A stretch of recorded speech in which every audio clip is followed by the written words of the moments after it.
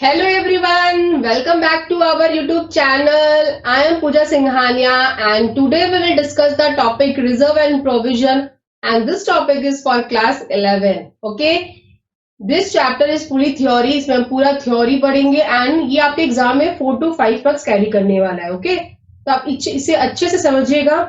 Okay, तो चलिए first हम डिस्कस करेंगे रिजर्व एंड प्रोविजन में कि हमारा प्रोविजन क्या होता है, फिर हम डिस्कस करेंगे रिजर्व क्या होता है. तो आप ध्यान से सुनिएगा. प्रोविजन का मतलब क्या होता है? प्रोविजन जो होता है वो हमारा एक लाइबिलिटी होता है. प्रोविजन क्या होता है? हमारा एक लाइबिलिटी होता है जो हमें क्या करना पड़ता है, फ्यूचर में पे करना पड़ता है उस लाइबिलिटी को, बट उसका जो अमाउंट है वो हमें पता नहीं होता है. This is a liability but amount can't be determined. अगर अमाउंट डिटरमाइंड हो ही जाता तो हम उसे लाइबिलिटी ही बोल देते. ओके, मैं इसका एग्जांपल आपको दूंगी. जैसे कि आपका कोर्ट केस, आपका एक कोर्ट केस चल रहा है, ठीक है, और आपको उसमें से 99.9 श्योर है कि आप उस केस को हारने वाले हो, लेकिन आपको ये नहीं पता कि आपको जो अमाउंट है वो कितना पे करना पड़ेगा. ऑब्वियसली अगर आप कोर्ट केस अगर हार जाते हो तो आपको सामने वाले पार्टी को पेनल्टी पे करनी पड़ेगी ना. तो मुझे वो पेनल्टी नहीं पता कि मुझे अमाउंट कितना पे करना है, लेकिन ये जरूर पता है कि मैं उस कोर्ट केस को हार जाने वाली हूँ.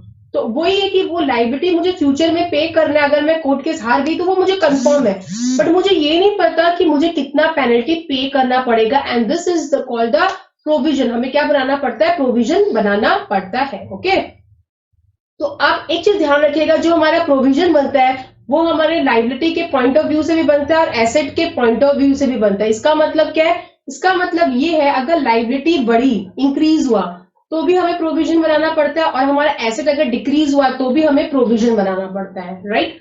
तो लाइबिलिटी डिक्रीज का एग्जांपल जो है वो सबसे अच्छा एग्जांपल है हमारा कोर्ट केस वाला. कोर्ट केस आपके खिलाफ चल रहा है, आपको ये पता है कि आप पक्का केस को हार जाओगे, लेकिन आपको अमाउंट नहीं पता कि कितना आपको देना है. ठीक है, तो वो क्या हो गया? आपकी एक लाइबिलिटी बन गई, लाइबिलिटी इंक्रीज हो रही है. और एसेट अगर कम हुआ तो लाइक एग्जाम्पल, आपका एक डेटर है, आपको डेटर है एक, और आपको पता है कि डेटर जो है ना, फॉर एग्जाम्पल आपका डेटर, आपने किसी को उधार में सेल किया है गुड्स. ठीक है, जब आपने सेल किया तो फाइनेंशियल पोजीशन उसकी अच्छी थी, लेकिन आपको कुछ देर बाद देख के समझ में आ रहा है कि उसकी फाइनेंशियल पोजीशन क्या है, बहुत ही खराब है, हमें नहीं लगता वो पूरा पैसा हमें देगा. तो हम क्या करते हैं, इसके अगेंस्ट में एक बनाते हैं प्रोविजन फॉर डाउटफुल डेब्ट. प्रोविजन फॉर डाउटफुल डेब्ट बनाते हैं. हमें लगता है कि ये इतना पैसा देने वाला नहीं है फ्यूचर में. हम क्या करते हैं, डेटर हमारा एसेट है, और एसेट हम क्या करते हैं, प्रोविजन फॉर डाउटफुल डेब्ट बना के क्या करते हैं, अमाउंट को डिक्रीज कर देते हैं. ठीक है, इसका मतलब हमारा एसेट क्या हो रहा है, एसेट रिड्यूस हो रहा है. हम उस डेटर में से क्या कर रहे हैं, कुछ पैसे को कम कर दे रहे हैं, क्योंकि मुझे लग रहा है मे बी फ्यूचर में नहीं दे, तो मैं अभी से क्या कर रही हूँ, सिक्योर हो जा रही हूँ, मैं अभी से प्रोविजन बना के रख दे रही हूँ. ठीक है, तो आप एक चीज देख रहे हो कि प्रोविजन दो पॉइंट ऑफ व्यू से बन सकता है. एक अगर आपका लाइबिलिटी इंक्रीज हुआ तो, और एक आपका एसेट अगर कम हुआ तो. लाइबिलिटी मतलब एग्जाम्पल मैंने दिया कोर्ट केस का. अगर आपका एक खिलाफ एक कोर्ट केस चल रहा है और आपको पता है वो 100% हार जाओगे, लेकिन आपको ये नहीं पता आपको फ्यूचर में पेनल्टी कितना पे करना है. ठीक है ना, तो ये आपका हो गया लाइबिलिटी इंक्रीज के टाइम पे. और एक है हमारा क्या, एक है हमारा एसेट. एसेट अगर डिक्रीज हो गया, फॉर एग्जांपल मैंने बताया डेटर है, आप उधार में सेल किया, आपको लग रहा है फ्यूचर में नहीं देगा, आपका एसेट डेटर क्या कम कर दोगे, प्रोविजन फॉर डाउटफुल डेट बना के. तो उससे भी हम क्या बनाते हैं, प्रोविजन बना सकते हैं. ठीक है, तो हम बहुत बार देख रहे हैं, हम ऐसे बोलते हैं कि प्रोविजन को हम लाइबिलिटी साइड में भी लिख सकते हैं और एसेट साइड में भी लिख सकते हैं. तो हम ऐसा क्यों बोलते हैं? हम इसलिए बोल सकते हैं कि अगर लाइबिलिटी इंक्रीज के कारण कोई प्रोविजन बनता है तो हम उसे लाइबिलिटी साइड में शो करते हैं, और एसेट के डिक्रीज के कारण कोई अगर प्रोविजन बनता है तो हम क्या करते हैं, एसेट साइड में शो करते हैं. डेटर जैसे कि कोई एसेट होता है, उससे हम क्या करते हैं, उस अमाउंट को डिक्रीज करके वो अमाउंट शो करते हैं. इसीलिए आप इस एक बार डेफिनेशन को पढ़िए, आपको अच्छे से समझ में आएगा. प्रोविजन क्या है, अमाउंट रिटर्न ऑफ और retain by providing the depreciation, removals and diminution in the value of the asset. Debtor में वैल्यू घट गया, मुझे लग रहा है इतना इंसान पैसा नहीं देगा, तो मैंने डेटर का वैल्यू कुछ कम करके प्रोविजन बना दिया. या return by way of known liability, या कोई ऐसी लाइबिलिटी जो मुझे पता है कि मुझे देना है, लेकिन उसका जो अमाउंट है वो मैं डिटरमाइन नहीं कर पा रही हूँ. ठीक है, जैसे कि फॉर एग्जाम्पल नॉन लाइबिलिटी का मतलब, जैसे मैंने कोर्ट केस बोला, मुझे ये पता है कि फ्यूचर में देना है, लेकिन ये नहीं पता कि कितना देना है, जो हम can't be determine with the substantial accuracy. मुझे नहीं पता एग्जैक्टली मुझे क्या देना है. वो आपको समझ आ रहा होगा. तो इसका एग्जांपल आप देख लीजिए, provision for taxation. Provision for taxation जो होता है वो क्या होता है, टैक्स के लिए हम कुछ प्रोविजन बनाते हैं, मुझे लग रहा है कुछ ज्यादा टैक्स पे करना पड़ेगा, ये डेटर के अगेंस्ट में बनता है provision for doubtful debt, discount on debtor, मुझे लग रहा है कि मुझे डेटर को फ्यूचर में डिस्काउंट देना पड़ेगा, उसके लिए भी प्रोविजन बनता है, या provision for depreciation of the assets. ठीक है, अगर मुझे लग रहा है कि डेप्रिसिएशन ऑफ द एसेट्स के लिए भी प्रोविजन बनाना है, कुछ ज्यादा डेप्रिसिएशन होने वाला है, मैं अभी से प्रोविजन बना के रख लेती हूँ। होप आपको समझ में आया होगा।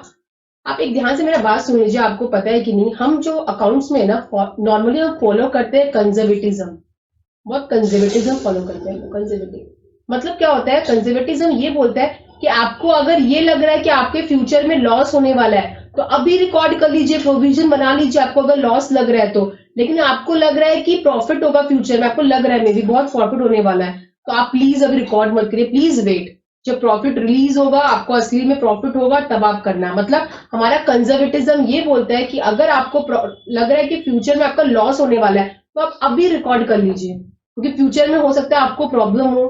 ठीक है, आप अभी रिकॉर्ड कर लीजिए, लेकिन अगर प्रॉफिट है तो प्लीज आप रिकॉर्ड मत कीजिए, असली में वो जब प्रॉफिट होगा तब आप रिकॉर्ड कर लीजिएगा। उसे हम बोलते हैं कंजर्वेटिज्म। और इस कंजर्वेटिज्म में हमारा क्या बनता है? हमको प्रोविजन बनाना पड़ता है। ये कंजर्वेटिव प्रिंसिपल के कारण ही हमें प्रोविजन बनाना पड़ता है। ठीक है, कुछ कैरेक्टर्स देख लीजिए प्रोविजन का, जो मैंने आपको पढ़ाया है। Provision is made to mean the non liability, मतलब मुझे पता है कि मुझे देना है, लायबिलिटी पता है, लेकिन जो अमाउंट है वो कांट बी डिटरमाइंड। मुझे पता है कोर्ट केस वाला कि मुझे पे करना पड़ेगा, मैं हार जाऊंगी, लेकिन मुझे ये नहीं पता कि अमाउंट कितना देता है, कांट बी डिटरमाइंड। ये वेरी इंपॉर्टेंट, याद रखिएगा। जो प्रोविजन होता है वो हमारा चार्ज अगेंस्ट द प्रॉफिट होता है, वो हमारा क्या होता है? Charge against the profit. Charge against the profit क्यों होता है? ध्यान से मेरा बात सुनिएगा। आपको पता है जो पीएनएल बनता है, देख लीजिए, पीएनएल के जो डेबिट साइड में है इसमें हम लिखते हैं एक्सपेंस, और जो क्रेडिट साइड में है इसमें हम लिखते हैं इनकम। ठीक है, तो एक्सपेंस साइड में हम क्या लिखते हैं? जो भी इनकम साइड में लिखते हैं, जितना भी इनकम आप लिख दीजिए, जो एक्सपेंस है लिख दीजिए। और एक्सपेंस साइड में हम क्या बनाते हैं? प्रोविजन बनाते हैं। प्रोविजन, कोई भी प्रोविजन हो सकता है, जैसे provision for taxation, provision for doubtful debt, provision for discounted debtor, जो भी प्रोविजन है वो हम यहाँ बनाते हैं। इसको कैलकुलेट करने के बाद हमारा क्या आता है? इसको कैलकुलेट करने के बाद हमारा क्या आता है? नेट प्रॉफिट हमारा आता है। इसीलिए हम क्या बोलते हैं कि जो हमारा प्रोविजन होता है वो हमारा क्या होता है? Charge against the profit. Against the profit मतलब प्रोविजन बन रहा है, इससे हमारा प्रॉफिट कम हो रहा है। हम प्रॉफिट के अगेंस्ट में क्या बनाते हैं? हम प्रॉफिट के अगेंस्ट में बनाते हैं हमारा प्रोविजन। ठीक है, इसीलिए हम क्या बोलते हैं, इसे ध्यान रखिएगा, बहुत इंपॉर्टेंट है आपके एमसीक्यू के लिए, कि जो हमारा प्रोविजन होता है वो हमारा क्या होता है? Charge against the profit. हम प्रोविजन बनाते हैं, उसके बाद ही हमारा क्या आता है? नेट प्रॉफिट आता है। ये जो हमारा प्रोविजन है ये हमारा क्या है? Charge against the profit. Charge against the profit है, याद रखिएगा। ऑब्वियसली ये जो हम लोग बनाते हैं वो किसमें? प्रॉफिट लॉस के डेबिट में हम चार्ज करते हैं, बनाते हैं, एस्टिमेट बेसिस पे बनता है। वो तो मैंने आपको बोला ही। अगर मुझे पता होगा तो मैं प्रोविजन ही क्यों बनाऊंगी, उसे लाइबिलिटी बोल दूंगी, राइट। अब देखिए इंपॉर्टेंस क्या है प्रोविजन का, आपको भी समझ आ रहा होगा। प्रोविजन का इंपॉर्टेंस है financial position of the business extend कर सके। मुझे पता है कि 1 महीने बाद मैं कोर्ट केस हार जाऊंगी, मुझे 5 लाख रुपीज देना पड़ेगा, और अभी मैं दिखा रही हूँ कि मेरे पास बहुत प्रॉफिट है। दिस इज नॉट गुड ना।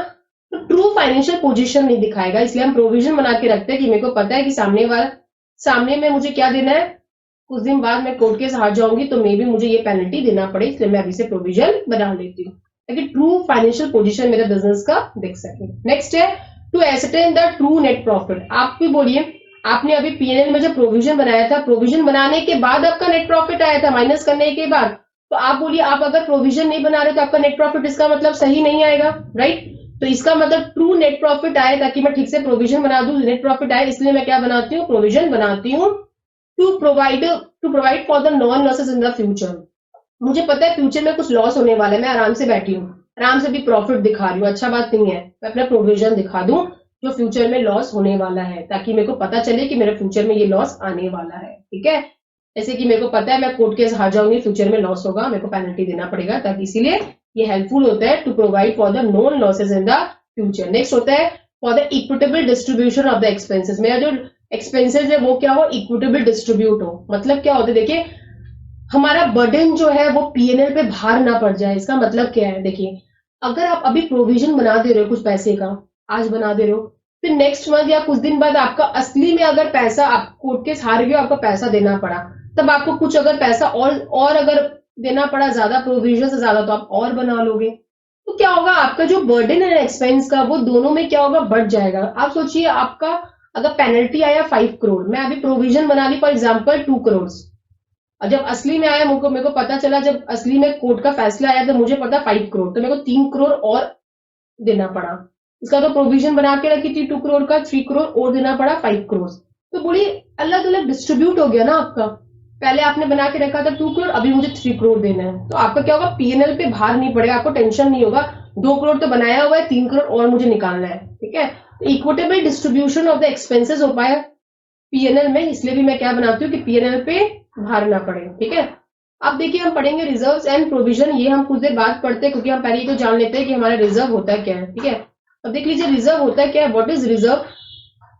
देखिए रिजर्व क्या होता है, रिजर्व का मतलब होता है कुछ जो पैसे होते हैं हम क्या करते हैं, a sum set asset out of the divisional profit. ये क्या होता है ना, ये आपका कोई लायबिलिटी नहीं होता और कंपल्सरी भी नहीं होता, आपका मन है तो बनाइए नहीं तो मत बनाइए, नॉट कंपल्सरी, ठीक है।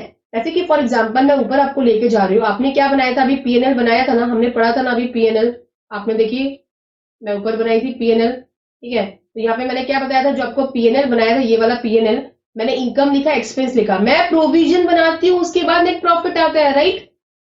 प्रोविजन हमारा कंपलसरी है, ऑप्शनल नहीं है, रिजर्व ऑप्शनल है। तो आप प्रोविजन बना के नेट प्रॉफिट लेके आ रहे हो, ये जो नेट प्रॉफिट है ना इसके बाद हम लोग का क्या बनता है, रिजर्व। मतलब अलग अलग पैसा हम डाल देते हैं, उसको हम बोलते हैं रिजर्व में अलग अलग पैसा डालना। नेट प्रॉफिट जो आता है ना, अगर लॉस हुआ तो आपको जरूरत नहीं है, बिकॉज ये कंपलसरी नहीं होता, ठीक है। आपका नेट प्रॉफिट जो आता है ना, इसको आप क्या करते हो, रिजर्व में कुछ पैसे डालते हो, ठीक है। रिजर्व में अलग से साइड सेट असाइड कुछ अलग से आप क्या करोगे, पैसे रख दोगे, जो नेट प्रॉफिट आएगा वहां से, राइट। नेट प्रॉफिट जो आएगा आप क्या करोगे, कुछ पैसे अलग से रख दोगे, वो हमारा क्या होता है, रिजर्व होता है, ठीक है। ये क्या होता है, आपका कंपलसरी नहीं हो सकता है, ये आप कर सकते हो, नहीं भी कर सकते। ये आपका किससे बनता है, ये आपका बनता है जो आपका नेट प्रॉफिट आता है उससे आप क्या बनाते हो, रिजर्व बनाते हो, ठीक है। कुछ पैसे आप सेट असाइड रख देते हो। ये क्यों करते हो, ताकि फ्यूचर में आपका काम आ सके। मैं कोई एग्जांपल दे रही हूँ, आपकी मम्मी को कुछ घर के खर्चे मिलते हैं, पापा देते हैं, ठीक है। तो आपका समझ लीजिए कुछ स्कूल फीस के लिए मम्मी ने पैसे दिए, फॉर एग्जांपल पापा दिए हैं, कुछ स्कूल फीस लगता है, कुछ किचन का खर्चा लगता है, और कुछ पैसे जो होते हैं वो हमारे क्या होते हैं, बच जाते हैं, ठीक है। तो मम्मी क्या करती है, हमारी स्कूल की फीस दे देती है, कुछ किचन का खर्चा है वो लग जाता है, जो पैसे बचते हैं मम्मी क्या करती है, सेट असाइड कर लेती है ना, साइड में रख देती है। और मम्मी क्यों अलग से रखती है, मम्मी इसलिए रखती है कि फ्यूचर में अगर मुझे जरूरत पड़े या घर में किसी को जरूरत पड़े तो हम इसे यूज कर सकते हैं। तो ये जो मम्मी जो अलग से आपको रख देती है ना, सारा काम करने के बाद, यही हमारा क्या होता है, रिजर्व होता है। और ये रिजर्व भी कब काम आता है, जब हमें इमरजेंसी होती है बिजनेस में, हमारा फाइनेंशियल पोजीशन बहुत खराब है, हमें बिजनेस में जरूरत है, तब हम इस रिजर्व से यूज कर सकते हैं, ठीक है। अब बताइए मेरे को मम्मी का क्या कंपल्सरी है साइड में रखना, नहीं ना। पहले सारा काम खत्म करना पड़ेगा, जितना भी पैसा हम लोग को स्कूल में देना है मम्मी को या किचन में पैसा लगना है, उसके बाद अगर एक्स्ट्रा पैसा बचेगा तब मम्मी अलग करेगी, राइट। कंपल्सरी नहीं है रखना, ऐसे रिजर्व कंपल्सरी नहीं है। आपके पास अगर पैसा तो आप साइड असाइड कर लीजिए, नहीं तो मत करिए। ये किससे बनता है, नेट डिविजिबल प्रॉफिट से बनता है। ये आप रिटेंड करते हो किसके लिए, अनफोर्सेबल फ्यूचर लॉसेस। अगर फ्यूचर में कंपनी में बहुत लॉस हो गया, मुझे पैसे की जरूरत पड़ गई, तो मैं इस रिजर्व से पे कर सकती हूँ, ठीक है। To strengthen the financial position of the business, ताकि बिजनेस का जो फाइनेंशियल पोजीशन है वो क्या रहे मेरा, अच्छा, अगर खराब है तो मैं इसे यूज कर सकूं, ठीक है। तो आप देख लीजिए कुछ कुछ रिजर्व का एग्जांपल भी है, आप उसे बस रीड अप कर सकते हो। Reserve of contingency, general reserve आप अभी पढ़ोगे। Seeking for investment fluctuation reserve, मतलब आपने एक इन्वेस्टमेंट खरीदा, उसका प्राइस बहुत गिर गया, तो आप इस रिजर्व से यूज कर सकते हो उस पैसे को, ठीक है। कैपिटल रिजर्व अपने पढ़ेंगे, डिवेंचर रिडम्पशन रिजर्व, डिवेंचर को रिडीम करते हैं इस रिजर्व से हम, ठीक है। फिर हमारा dividend equalisation reserve, dividend pay करते हैं। टैक्सेशन रिजर्व, टैक्स पे करते हैं, ठीक है ना। वेरी इंपॉर्टेंट आपका रिजर्व, टाइप ऑफ रिजर्व आपको पढ़ना है, ठीक है। तो आप देख लीजिए very important type of reserve क्या होता है, दो टाइप के रिजर्व होते हैं हमारे, एक होते हैं हमारे रेवेन्यू रिजर्व और एक होता है हमारा कैपिटल रिजर्व। रेवेन्यू रिजर्व किससे बनता है, हमारा रेवेन्यू प्रॉफिट से बनता है, और कैपिटल रिजर्व हमारे कैपिटल प्रॉफिट से बनता है, ठीक है।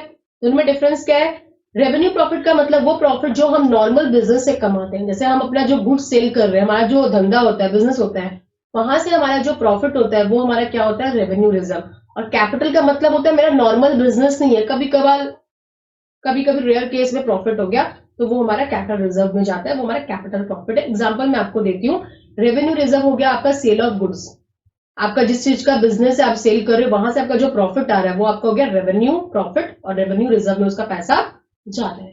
कैपिटल एसेट्स का मतलब हो गया sale of the fix assets, मतलब आपने कोई आपका फर्नीचर पड़ा था ऐसी बिजनेस, आपने क्या कहते हैं सेल कर दिया, ठीक है। तो उससे आप मुझे बोलिए, आपका बिजनेस रोज ही सेल करोगे क्या आपके फर्नीचर्स वगैरह को या कोई भी एसेट्स को? नहीं ना, कभी कभी आप करोगे। उससे जो प्रॉफिट रिलीज होगा वो हमारा कैपिटल प्रॉफिट होता है, और वो हमारा क्या जाता है? कैपिटल रिजर्व में जाता है। ठीक है। और रेवेन्यू रिजर्व को याद रखिएगा, रेवेन्यू रिजर्व और भी दो टाइप के होते हैं, एक होते हैं हमारे जनरल रिजर्व और एक होता है हमारा स्पेसिफिक रिजर्व। ठीक है। जनरल रिजर्व का मतलब होता है, जनरल रिजर्व आपको समझ, जनरल वो किसी भी यूज में आ सकता है, और स्पेसिफिक मतलब जिस पर्पस के लिए बनाया गया उसी के लिए आप यूज कर सकते हो और किसी के लिए यूज नहीं कर सकते। फॉर एग्जाम्पल, मम्मी ने कुछ पैसा जमा किया है मेरे स्कूल फीस के लिए आपके, तो स्कूल फीस के लिए कुछ यूज किया है, कुछ अदर्स के लिए किया है। तो स्कूल फीस के लिए जो पैसे मम्मी ने रखे हैं वो स्पेसिफिक रिजर्व है, वो सिर्फ फीस देने के लिए ही काम आएंगे और किसी के लिए टच मत कर लेना, वो मेरा स्पेसिफिक रिजर्व है। और अदर कुछ पैसे हैं वो किसी के लिए भी यूज आ सकते हैं। ठीक है। कोई भी अगर आपको प्रॉब्लम आए तो आप क्या कर सकते हो, यहां से यूज कर सकते हो, स्पेसिफिक रिजर्व से नहीं कर सकते हो, सॉरी, आप जनरल रिजर्व से यूज कर सकते हो। स्पेसिफिक रिजर्व से उसी चीज के लिए यूज आएगा जिसके लिए आपने बनाया है, और जनरल रिजर्व आप क्या कर सकते हो, किसी चीज के लिए यूज कर सकते हो। इसीलिए रिजर्व भी दो, रेवेन्यू रिजर्व में भी बाइफर्केशन है हमारा, एक जनरल और एक स्पेसिफिक रिजर्व। स्पेसिफिक रिजर्व उसी चीज के लिए काम आएगा जिसके लिए आपने स्पेसिफिकली बनाया है, और जनरल रिजर्व आप किसी भी चीज के लिए यूज कर सकते हो, आपको बिजनेस में किसी भी टाइम किसी भी चीज के लिए पैसे की जरूरत पड़ गई तो। अब कैपिटल रिजर्व तो को समझ में आ ही रहा है, जो आपका sale of the fix asset या कोई जो नॉर्मल प्रॉफिट नहीं होती उससे जो बनता है, उससे हमारा क्या बनता है, कैपिटल रिजर्व। अब देखिए, जो रिजर्व है उसका कैरेक्टरिस्टिक्स क्या है। जो रिजर्व है वो हमारा किससे बनता है, ऑब्वियसली नेट प्रॉफिट होता है, उससे हम पैसा जो है अपने रिजर्व में डालते हैं। किसमें डालना है देख लीजिए, जो नेट प्रॉफिट आता है कुछ पैसा हम लोग जनरल रिजर्व में डालते हैं, कुछ स्पेसिफिक में डालते हैं, तो नेट प्रॉफिट जो आता है उससे डालते हैं। इसे हम रिटर्न अर्निंग भी बोलते हैं, अनडिस्ट्रीब्यूटेड प्रॉफिट भी बोलते हैं। ये जो होता है ये ऑप्शनल है, मैंने पहले कहा रिजर्व इज ऑप्शनल, मम्मी का पैसा साइड में करना ऑप्शनल, बचा तो मम्मी का रखेगी, ये तो नहीं रखेगी। ठीक है ना, ये ऑप्शनल है, कंपलसरी नहीं है। प्रोविजन कंपलसरी होता है। It is not created for the non liability, ये कोई लाइबिलिटी के लिए नहीं बना, जैसे प्रोविजन तो कोई लाइबिलिटी के लिए बनाया जाता है, लेकिन मुझे अमाउंट नहीं पता होता, ऐसा इसमें कुछ नहीं है, ये कोई लाइबिलिटी के लिए नहीं बना हुआ। ठीक है। रिजर्व जो है हम किसे बनाते हैं, लाइबिलिटी साइड में लिखते हैं। मैंने आपको क्या कहा था, प्रोविजन के केस में आप लाइबिलिटी साइड में भी लिख सकते हो, एसेट साइड में भी लिख सकते हो। लाइबिलिटी में लिख दो या एसेट जो दिया वो उससे कम कर दीजिए, स्टार्टिंग में पढ़ाया है मैंने। लेकिन रिजर्व ऑलवेज कहां पे लिखना है, रिजर्व ऑलवेज लाइबिलिटी साइड में ही आएगा। ये हम बाहर भी इन्वेस्ट कर सकते हैं, ऑब्वियस जनरल रिजर्व है, बाहर अगर कुछ दरकार है तो हम इन्वेस्ट कर सकते हैं। रिजर्व का यूज क्या है, ऑब्वियस है, नॉर्मली हम सारा जो ये सब है, हम लोग फाइनेंशियल पोजीशन, हमारा बिजनेस का हेल्प करने के लिए, हमारा फाइनेंशियल पोजीशन बहुत खराब हो गया तो निकाल लो रिजर्व से पैसा, यूज कर लीजिए। हेल्पफुल मीटिंग द अनफोर्सिबल लाइबिलिटी, अचानक कोई लाइबिलिटी आ गई जिसका आपको पता नहीं था और जिसका आपने प्रोविजन भी बना के नहीं रखा, तो आप ठीक है रिजर्व से यूज कर लीजिए उस पैसे को। ठीक है ना। तो उसके बाद देखिए हमारा क्या हो रहा है, उसके बाद हमारा है equalisation of the dividend over the years. इसका मतलब आपको क्या हुआ, इक्वलाइजेशन ऑफ द डिविडेंड का मतलब क्या हो गया, आप इसे डिविडेंड दे सकते हो। जैसे कि फॉर एग्जाम्पल होता है, अगर हमारे कंपनी में कोई शेयर के लिए इन्वेस्ट करता है पैसा, शेयर्स खरीदता है, तो हम मुझे इसे इंटरेस्ट नहीं देते, इनकम के रूप में हमें डिविडेंड मिलता है। होप आपको डिविडेंड का मतलब पता होगा। तो हम डिविडेंड कभी कभी ऑप्शनल भी रहता है, नहीं भी दे सकते हैं, शेयर होल्डर के केस में होता है, ये आप याद रखिए। तो ये क्या होता है, आप नहीं भी दे सकते हो, लेकिन आप रिजर्व रखोगे तो क्या कर सकते हो, आप उनको पैसा दे सकते हो, ताकि इक्वलाइजेशन मतलब हर साल उनको प्रॉफिट मिलता रहे। To provide for the fund for meeting the specific liability, अचानक कोई एकदम लाइबिलिटी देने की जरूरत पड़ गई, हमारे पास पैसे नहीं था, रिजर्व से दे सकते हो। टाइप ऑफ द रिजर्व मैंने पढ़ाया, जो रेवेन्यू रिजर्व है किससे बनता है, जो हम लोग अलग से रिजर्व रख देते हैं उससे बनता है, किससे, रेवेन्यू प्रॉफिट से। तो नॉर्मल हमारा बिजनेस होता है वहां के प्रॉफिट से। It is not charge against the profit, charge against the profit जो प्रॉफिट्स को कम कर देता है वो हमारा कौन होता है, प्रोविजन, नॉट द रिजर्व। ये हमारा एप्रोप्रिएशन ऑफ द प्रॉफिट है, वेरी इंपॉर्टेंट, याद रखिएगा। एप्रोप्रिएशन का मतलब नेट प्रॉफिट आता है, उसके बाद हम देखते हैं कौन से रिजर्व में कहाँ पैसा डालना है, ये अप्रोप्रिएट करते हैं प्रॉफिट को, कहाँ क्या डालना है पैसा को, कहाँ कौन से रिजर्व में हम लोग को वहां पे उसको डालना है। नेक्स्ट हमारा क्या है, एग्जांपल देख लीजिए, कुछ कुछ रिजर्व का, general reserve, revenue reserve, general reserve है, कहीं भी यूज कर सकते हैं। ये आपका जो है ना, ये आपका कौन सा रिजर्व है, ये आपका स्पेसिफिक रिजर्व है। इन्वेस्टमेंट फ्लक्चुएशन फंड, जो आपका इन्वेस्टमेंट कम ज्यादा हो रहा है तो यहाँ से आप यूज कर सकते हो उसका लॉस को मीट करने के लिए। वर्कमैन कंपनसेशन फंड, अचानक वर्कमैन स्ट्राइक कर दिए कोई चीज के लिए, आप यहाँ से पैसा ले लीजिए। डिविडेंड इक्वलाइजेशन फंड, आप इस रिजर्व से डिविडेंड पे कर सकते हो। ठीक है। अब आपका हुआ जनरल रिजर्व, मैंने कहा था जनरल रिजर्व जो होता है वो कोई भी स्पेसिफिक चीज मीट करने के लिए नहीं होता, मम्मी अलग से साइड पैसा रखती है, क्यों रखती है? कुछ भी इमरजेंसी आ गया तो वहां उसको कुछ भी आप यूज कर सकते हो, वो होता है हमारा जनरल रिजर्व। कोई भी चीज के लिए आप यूज कर सकते हो, बिजनेस में दरकार पड़ा तो। स्पेसिफिक रिजर्व मतलब जिसके लिए यूज आया आप उसी के लिए स्पेसिफिक पर्पज के लिए यूज कर सकते हो, जैसे कि डिविडेंड इक्वलाइजेशन रिजर्व, डिविडेंड को देने के लिए, और for example workman compensation fund, workman की लाइबिलिटी को मीट करने के लिए, ठीक है ना। इन्वेस्टमेंट फ्लक्चुएशन फंड, इन्वेस्टमेंट अगर आपका कम हो गया उसका दाम, तो उसको यूज करने के लिए ये यूज आता है, ठीक है। कैपिटल रिजर्व क्या होता है? कैपिटल रिजर्व आप सेट असाइड कर देते हो अपने प्रॉफिट से। कैपिटल रिजर्व किसके लिए काम आता है? याद रखिए, कैपिटल रिजर्व ऐसा नहीं है क्या किसी को लिए भी यूज कर सकते, जैसे कि जनरल रिजर्व। कैपिटल रिजर्व किसके लिए काम आता है? Writing of the capital losses. याद रखिएगा, कैपिटल लॉस अगर हुआ उसको राइट ऑफ करने के लिए, उसको खत्म करने के लिए क्या यूज करते हैं? Capital reserve. या अब ये याद रखिएगा, बोनस शेयर। बोनस शेयर एक ऐसा शेयर होता है जो हम क्या देते हैं फ्री में अपने, क्या देते हैं, वर्कर, या मतलब फ्री में हम लोग देते हैं। याद रख लीजिएगा ये बोनस। तो खाली इतना याद रखिएगा कि कैपिटल रिजर्व दो चीज के लिए काम आ सकता है, एक writing of the capital losses और एक issue of the bonus share, mainly इसके लिए। अब एग्जांपल कौन कौन से रिजर्व हो सकते हैं? कैपिटल रिजर्व आप कैसे कैसे होते हैं, कहां से आते हैं, ये आपको समझ नहीं आएगा, याद कर लीजिए। सिर्फ premium on the issue of share debentures, profit on dividend of debenture, profit on redemption of debenture, profit on forfeiture of share, ये आपको समझ में आएगा जब देख लीजिए profit on the sale of the fix assets. इससे जो प्रॉफिट आएगा आपका वो कौन सा होगा? कैपिटल रिजर्व में जाएगा, बिकॉज वो आपका क्या है? कैपिटल प्रॉफिट है। अब डिफरेंस पढ़ लीजिए आप कैपिटल रिजर्व और रेवेन्यू रिजर्व में। आपको ये फिर से पता है, रेवेन्यू रिजर्व मतलब क्या? नॉर्मल हमारा जो बिजनेस है उससे जो पैसा आता है वो रेवेन्यू रिजर्व में जाता है, वो क्या होता है? हमारा रेवेन्यू प्रॉफिट होता है। और जो कैपिटल रिजर्व होता है वो नॉर्मल बिजनेस से नहीं आना, जैसे कि sale of the fix assets क्या कभी कभी होता है उससे आता है, वो हमारा कैपिटल प्रॉफिट होता है, वो कहां जाता है? हमारा कैपिटल रिजर्व में जाता है। ये वेरी इंपॉर्टेंट याद रखिएगा। जो रेवेन्यू रिजर्व है उसे हम यूज कर सकते हैं डिविडेंड देने के लिए, लेकिन जो कैपिटल रिजर्व है उससे हम डिविडेंड नहीं दे सकते। मैंने अभी कहा कि नॉर्मली जो कैपिटल रिजर्व है वो दो चीज के लिए आता है, एक होता है मेरा writing of the capital losses, और एक हमारा यूज आता है किसके लिए? Writing of the capital resources and issue of the bonus share. ये दो चीज के लिए हमारा जो कैपिटल रिजर्व है वो काम आता है, ठीक है। तो रेवेन्यू रिजर्व हम किस लिए कैसे क्रिएट करते हैं, क्यों करते हैं? ताकि हमारा फाइनेंशियल पोजीशन अगर खराब हो तो हम उसे पोजीशन में उसको यूज कर सके। लेकिन जो कैपिटल रिजर्व है ये हमारा क्या है? कंपल्सरी है। ये हमारा कंपल्सरी है कैपिटल रिजर्व, ये आपको बनाना ही पड़ेगा।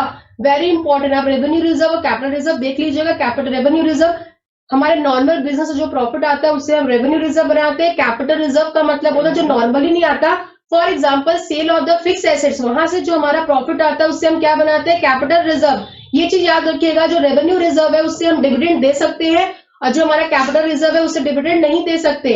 और कैपिटल रिजर्व जो है वो हमारा purpose of the companies act, companies act हमारा बोलता है कि हमें बनाना ही पड़ता है, ठीक है। देन हम क्या पढ़ रहे थे? हमारा specific reserve and general reserve. देखिए इसमें आप डिफरेंस देख लीजिए, स्पेसिफिक रिजर्व और जनरल रिजर्व में हमारा क्या डिफरेंस होता है। स्पेसिफिक रिजर्व जो हमारा होता है वो हम स्पेसिफिक पर्पस के लिए बनाते हैं, एंड जो हमारा जो जनरल रिजर्व होता है वो हम स्पेसिफिक पर्पस के लिए नहीं बनाते, ठीक है ना। ये जनरल होता है, हम किसी चीज के लिए भी उसे यूज कर सकते हैं, ठीक है।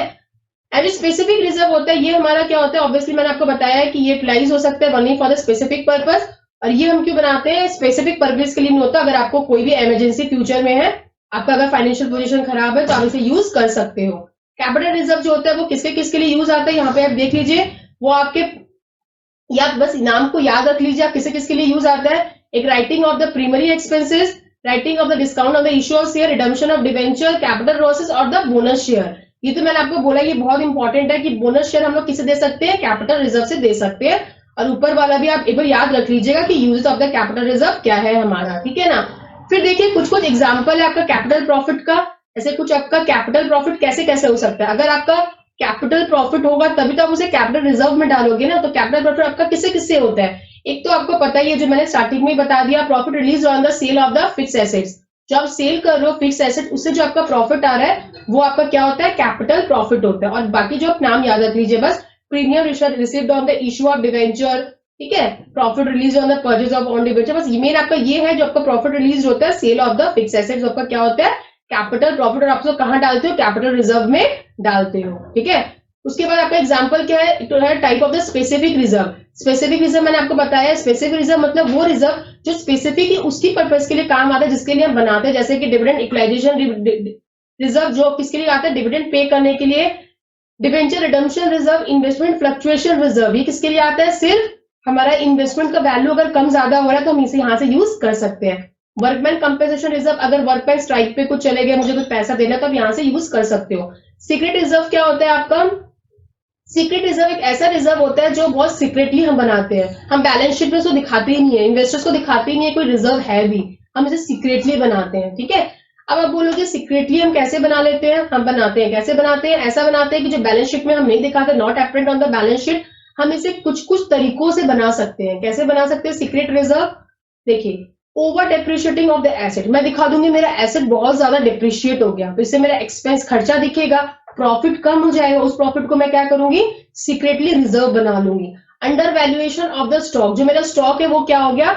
कम कर दिया, तो उससे भी आपका प्रॉफिट क्या हो जाएगा? कम हो जाएगा। आप सीक्रेटली क्या करो? उस प्रॉफिट को सीक्रेट रिजर्व में डाल दो। फिर आपका क्या हो गया? Making an excessive provision for doubtful debt, आपने डेटर के ऊपर बहुत सारा डाउटफुल डेप्थ बना दिया, तो ज्यादा बनाओगे तो आपका एक्सपेंस खर्चा दिखेगा, प्रॉफिट कम दिखेगा, तो उस प्रॉफिट को साइड में ले जाके आप क्या करो? सीक्रेट रिजर्व बना लो। और ये भी आप दो आगे और पढ़ लीजिएगा। अब इसका एडवांटेज डिसएडवांटेज पढ़ते हैं। हर चीज का एडवांटेज भी होता है, डिसएडवांटेज भी होता है, राइट। अब देखिए सीक्रेट रिजर्व का हमारा एडवांटेज क्या होता है? हमारा एडवांटेज ये होता है फाइनेंशियल स्टेबिलिटी। अगर आपका फाइनेंशियल पोजीशन बहुत खराब है तो आप क्या कर सकते हो? सीक्रेट रिजर्व से पैसा निकाल के आप यूज कर सकते हैं, तो फाइनेंशियल स्टेबिलिटी हमारा मेंटेन करता है ये। हमारा एब्जॉर्बिंग अनफोर्सेबल लॉस, अचानक फ्यूचर में आपका लॉस हो गया तो आप सीक्रेट रिजर्व से पैसा को यूज कर सकते हो। रेगुलेटरी ऑफ द डिविडेंड, वही सामने वाले इन्वेस्टर को आपको डिविडेंड देना है रेगुलरली, तो आपके पैसे नहीं है, लेकिन आप अगर साइड में पैसे रख के रखोगे सीक्रेटली तो जरूरत पड़ने पे आप उसे दे सकते हो, उन्हें दे सकते हो, ठीक है। या पहले दीजिए डिसएडवांटेज। देखिए डिसएडवांटेज अनफेयर, लेकिन गलत तो है ना, आप भले ही रख रहे हो लेकिन आप सीक्रेटली रख रहे हो, सीक्रेट रिजर्व आप रख रहे हो, ये गलत है क्योंकि आप बता नहीं रहे हो सामने वाले को कि हम रख रहे हैं, बैलेंस शीट पे दिखाते ही नहीं है हम लोग, तो ये unfair presentation of the financial statement में, आप फाइनेंशियल स्टेटमेंट में दिखाई नहीं रहे हो कि आप सीक्रेट रिजर्व, मतलब आपका कोई रिजर्व भी, आप क्या करो? खर्चा ज्यादा दिखा रहे हो ताकि प्रॉफिट कम हो जाए और आप सीक्रेटली रिजर्व बना लो, तो ये अनफेयर है, ये गलत है, ये सही नहीं है, ठीक है ना। और एक है आपका loss of the share holders, share holder को आप दिखा रहे हो कि इतना खर्चा है, मेरे को लॉस हो रहा है बिजनेस में, लेकिन आप क्या कर रहे हो? प्रॉफिट को रख के थोड़ा सा आप सीक्रेटली रिजर्व बना रहे हो, ये बहुत ही गलत है। मिसयूज ऑफ द मैनेजमेंट, हो सकता है कि मैनेजमेंट जो पैसे है उसको सीक्रेटली रख के अपने लिए यूज कर रहे होंगे, उस पैसे को मिसयूज कर रहे होंगे मैनेजर वगैरह, मैनेजमेंट वगैरह, मतलब डायरेक्टर वगैरह हमारे कंपनी के। Cover for the miss intent of the management, ये हो सकता है कि मैनेजमेंट जो हमारे हैं वो सीक्रेटली रिजर्व बना के साइड में खुद के पर्सनल यूज के लिए यूज कर रहे हैं, तो ये गलत है ना, तो इसका डिसएडवांटेज है। और इसे सब रीड कर लीजिए। बट डिविडेंड यूटिलाइजेशन रिजर्व किसके लिए काम आता है? डिविडेंड को पे करने के लिए। वर्कमैन कंपेंसेशन किसके लिए काम आता है? वर्कमैन को पैसा देने के लिए, वर्कमैन को पैसे देने के लिए। हो सकता है हमारे वर्कर्स स्ट्राइक पे चले गए तो मुझे अचानक पैसा देना है, तो मैं इस रिजर्व से दे सकती हूँ, ठीक है। अब देख लीजिए, मैं ऊपर एक बार जा रही हूँ, आपको मैंने नहीं बताया, डिफरेंस नहीं बताया जो आपको बहुत इंपॉर्टेंट है कि आपका रिजर्व और प्रोविजन में डिफरेंस क्या है, ठीक है ना। तब यहां से आप देख लीजिए रिजर्व एंड प्रोविजन, आपको समझ में आएगा, मैंने समझा दिया आपको प्रोविजन एंड रिजर्व का डिफरेंस। लेकिन मीनिंग क्या है आपको मैंने क्या, प्रोविजन क्या होता है? एक लाइबिलिटी का हम लोग पैसा प्रोविजन क्रिएट करते हैं, मुझे पता है कि मुझे देना है वो लाइबिलिटी, लेकिन अमाउंट डिटरमाइन नहीं होता, तो मीटिंग द नोन लाइबिलिटी। लेकिन इसमें कोई लाइबिलिटी वगैरह नहीं है, ये हमारे फाइनेंशियल पोजीशन को ठीक करने के लिए कि मैं रख के रखती हूँ साइड में, अगर कभी फाइनेंशियल पोजीशन खराब हुआ, पैसे की जरूरत है, तो मैं यहाँ से यूज कर सकती हूँ। ये वेरी इंपॉर्टेंट, मैंने पहले भी बताया, जो आपका प्रोविजन है वो चार्ज अगेंस्ट द प्रॉफिट है, चार्ज अगेंस्ट द प्रॉफिट, इससे हमारा प्रॉफिट क्या हो जाता है? कम हो जाता है ये। और हमारा जो रिजर्व है अप्रोप्रिएशन ऑफ प्रॉफिट है, मतलब जो हमारा जो प्रॉफिट आता है ना, नेट प्रॉफिट, हम उसे बांटते हैं अलग अलग, कोई स्पेसिफिक में, कोई जनरल में, हम लोग पैसे डालते हैं, तो हम लोग क्या करते हैं? इसका एप्रोप्रिएशन करते हैं, ठीक है। ऑब्जेक्टिव क्या है? ऑब्जेक्टिव है हमारा प्रोविजन का जो नोन लाइबिलिटी है, जिससे हमको ये पता है कि देना है लेकिन अमाउंट डिटरमाइन नहीं कर पाते, मुझे नहीं पता कितने पैसे देने हैं, तो उसके लिए हम क्या बनाते हैं? ये प्रोविजन बनाते हैं। लेकिन ये जो ऊपर पढ़ा दिया, फाइनेंशियल पोजीशन खराब है तो हम यहाँ से यूज कर सकते हैं। अभी क्या करते हैं? ये हम डेबिट ऑफ द पीएनएल करते हैं, आपको पता है ना पीएनएल में क्या होता है? हम डेबिट साइड में क्या करते हैं? अपने एक्सपेंस दिखाते हैं, प्रोविजन तो डेबिट करते हैं, और इससे हमारा लेकिन क्या होता है? रिजर्व से क्या होता है? हमारा डिविजनल प्रॉफिट कम हो जाता है, हमारा नेट प्रॉफिट कम हो जाता है, क्योंकि कुछ पैसे हम रिजर्व में डाल देते हैं। इससे ये इनसफिशिएंट, जो हमारा जो प्रोविजन है वो कंपल्सरी है, अगर आपका इनसफिशिएंट प्रॉफिट हुआ, लॉस हुआ, फिर भी आपको बनाना पड़ेगा। लेकिन ये जरूरी नहीं है, अगर आपका इनएडुकेट प्रॉफिट, आपका प्रॉफिट नहीं है तो आप नहीं बनाओगे तो भी चलेगा, राइट। ये मैंने आपको बताया था presentation in the balance sheet, मैंने बताया था कि आप लायबिलिटी साइड में भी शो कर सकते हैं, एसेट साइड में भी शो कर सकते हो, क्या? प्रोविजन। लायबिलिटी साइड में भी शो कर सकते हो, या एसेट साइड में आप एसेट से कम कर सकते हो, तो दोनों साइड में शो कर सकते हैं।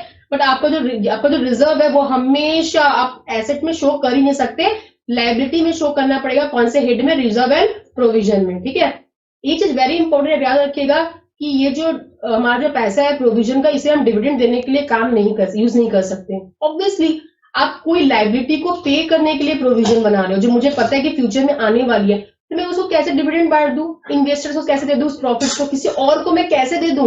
वो तो एक लायबिलिटी के लिए प्रोविजन बना गया ना। तो ये डिविडेंड, बस ये याद रखिएगा, जो हमारा प्रोविजन होता है वो डिविडेंड देने के लिए काम नहीं आता, लेकिन जो ये वाला प्रोविजन हमारा जो रिजर्व है वो तो ऑब्वियस अदरवाइज कोई भी काम है तो उसके लिए आता है, इसीलिए हम इसे यूज कर सकते हैं। ठीक है, utilisation of the purpose obvious specific clause, जिसके लिए लायबिलिटी के लिए बना है उसी के लिए मैं यूज कर सकती हूँ, लेकिन जो हमारा हमारा जो रिजर्व है वो कोई भी काम के लिए यूज आ सकता है। अचानक कोई पैसे की जरूरत पड़ गई तो हम इसे यूज कर सकते हैं। होप आपको ये समझ में आया होगा डिफरेंस, एक बार आप अच्छे से और पढ़ लीजिएगा, बहुत इंपॉर्टेंट है। फिर मैं नीचे आती हूँ, जो मैंने आपको समझाया नहीं था, name the reserve that can be use in the distribution of dividend. अभी ऊपर पढ़ के आए रेवेन्यू रिजर्व, रिजर्व में भी दो रिजर्व काम आता है डिविडेंड देने के लिए, वो मैंने ऊपर पढ़ा है, लेकिन रिजर्व में भी जो दो होते हैं ना, रेवेन्यू और कैपिटल। तो रेवेन्यू रिजर्व है वो हम लोग डिविडेंड दे सकते हैं, कैपिटल वाला नॉर्मली मैंने एक नाम बताया था बोनस देने के लिए काम आता है। ठीक है, और जो हमारा profit on the fix asset sale करके होता है वो हमारा कैपिटल प्रॉफिट होता है, वो हम किस में डालते हैं? कैपिटल रिजर्व में। मैंने अभी आपको पढ़ाया है, ये रेवेन्यू रिजर्व में नहीं जाता। मोस्ट इंपॉर्टेंट, मैंने आपको दोनों का डिफरेंस बताया जो आपको याद रखना है, वेरी इंपॉर्टेंट एमसीक्यू पर्पज के लिए, कि जो हमारा जो रिजर्व होता है वो एप्रोप्रिएशन प्रॉफिट होता है, क्योंकि वो नेट प्रॉफिट के बाद बढ़ जाता है। कहाँ पे जाना है? वो एप्रोप्रिएट करते हैं प्रॉफिट को, कहाँ मतलब एप्रोप्रिएशन करते हैं, डिवाइड करते हैं, कहाँ स्पेसिफिक में जाना है, कौन सा जनरल रिजर्व में जाना है। ठीक है, प्रोविजन जो क्या होता है वो चार्ज अगेंस्ट द प्रॉफिट, इससे हमारा प्रॉफिट क्या हो जाता है? कम हो जाता है। ठीक है, चार्ज अगेंस्ट द प्रॉफिट है, ये एमसीक्यू पर्पज के लिए बहुत इंपॉर्टेंट है, आप इसे याद रखिएगा। ठीक है ना, तो होप मैंने आपको पूरा प्रोविजन एंड रिजर्व पूरा अच्छे से समझा दिया है, आप एक बार गो थ्रू वापस पूरा कर लीजिएगा। ठीक है, तो ठीक है, आज के लिए आपका इतना ही रहा। Thank you everyone.